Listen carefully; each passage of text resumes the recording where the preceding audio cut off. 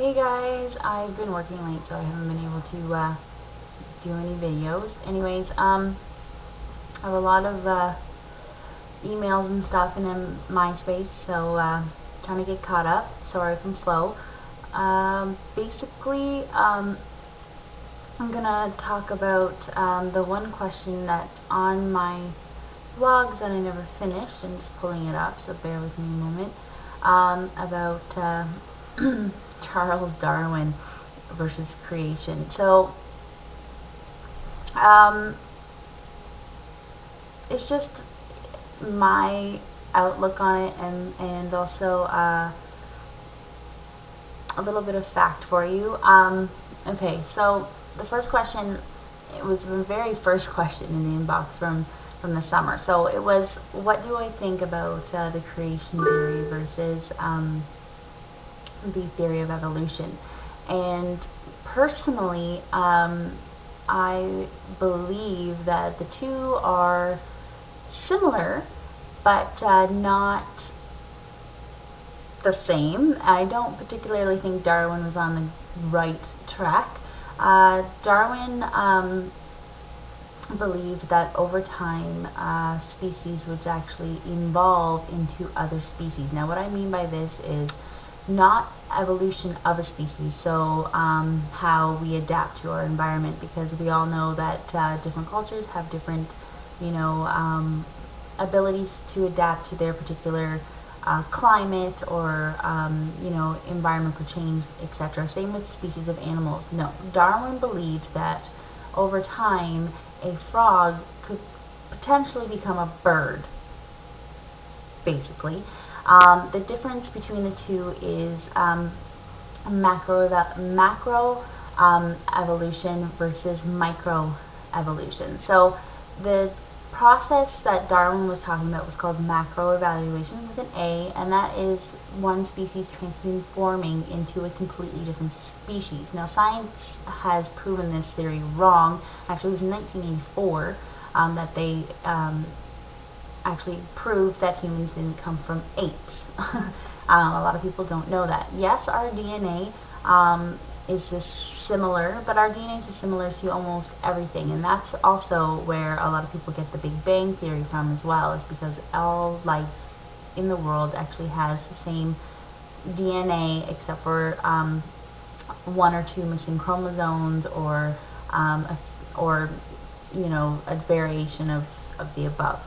Anyways, so macroevolution is a fish to a frog to a bird sort of thing, where microevolution is the process of evolution of a species. So, like how a snake at one point in time actually used to have a leg, which has now turned into a claw, and now if you were to pick up a snake, there's actually a small indentation on the side of a snake of where that claw used to be. That's because it's no longer necessary for them to have it. They have since grown out that it's sort of like a dog. If you've ever seen a dog, it has an extra toe, I guess, up here on its paw. It's because it used to actually walk on all five of those, and it's evolutioned into something else because they don't no longer need it. That's microevolution. So that's my belief on it, is that his theory, although sounds interesting, has no scientific proof. There are no fossils of any type, of any species, anywhere where there is a missing link, if you have it. So a half breed, if you will.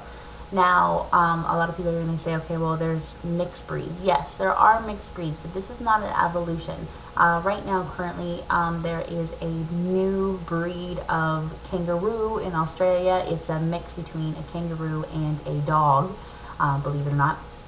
These are not an evolutionary process. This is actually breeding. So these are species that normally wouldn't breed are breeding, and then we're getting these new species. That's part of environmental change, as well as other things that we get into some other time. Anyways, so these are my conclusions for that. Anyways, the science back in Darwin's time, which was 1859. It's now 2010. People, catch up. The process of how we came to be was all these random cosmic collisions of atomic pieces of organisms, which people call ambiguous organisms, kind of clashed together, and we got all of these different species because of the DNA being, spewed out of this molten core of what we call Earth, and that's cool, that's fine. But if we actually say that's right, if we say, okay, so there was this atomic, point of the Big Bang where all species came out, and that's how the world was evolved, and we came from these little specks of dust. Okay, that's fine. Let's say that's true.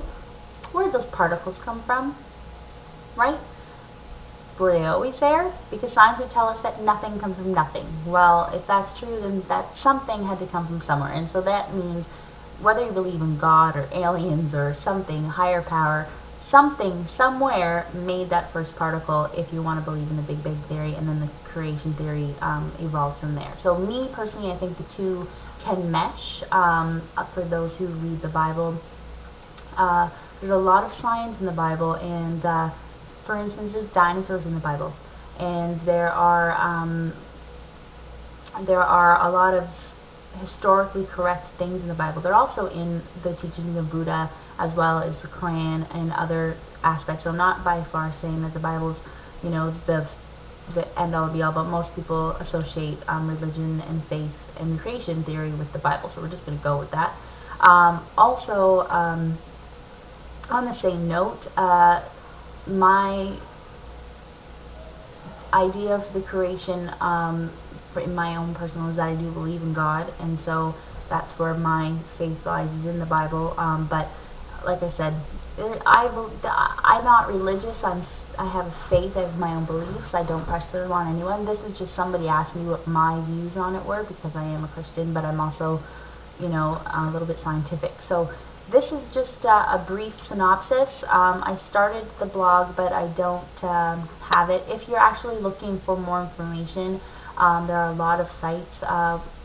Most of the little things that I got from ChristianClarification.com. You just look up science in the Bible, it brings up a whole bunch of stuff. It's really interesting, gives you graphs and charts and pros and cons and fights for both sides, so it's not biased by any means.